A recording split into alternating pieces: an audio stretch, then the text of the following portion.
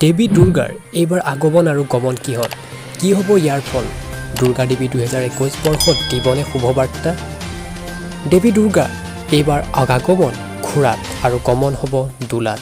ইয়াৰ অৰ্থ কি পঞ্জিকাই কি কৈছে জানিবৰ বাবে আমাৰ সম্পূৰ্ণ প্ৰতিবেদনটো চাবলৈ একেবাৰে নাপাহৰিব নমস্কাৰ সকলোকে স্বাগতম জনাইছো বিগ নিউজ নৰ্থ ইষ্টলৈ দুৰ্গা পূজাৰ আগে প্ৰতিজন লোকৰ মনতে এটা প্ৰশ্ন থাকে এইবাৰ দেৱীৰ আগমন কিহত আৰু গমন অৰ্থাৎ বিদায় কোন বাহনত 2020 চনৰ পৰা গোটেই বিশ্ব কৰোনাৰ প্ৰকোপত জুৰুলা হৈ পৰিছে বহুতে হেৰুৱাইছে নিজৰ পৰিয়ালৰ প্ৰিয়জনক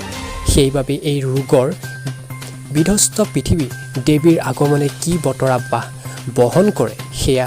আগ্ৰহেৰে জানিবলৈ ৰৈ আছে বহুতে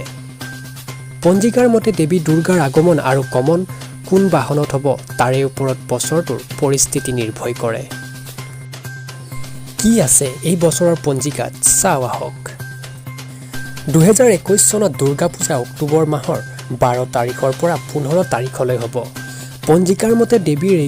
এইবাৰ আগমন ঘোঁৰা এনে বাহন যি যুদ্ধৰ সময়ত ব্যৱহাৰ হয় সেইবাবে পঞ্জিকাই কয় ঘোঁৰাত আগমন অৰ্থাৎ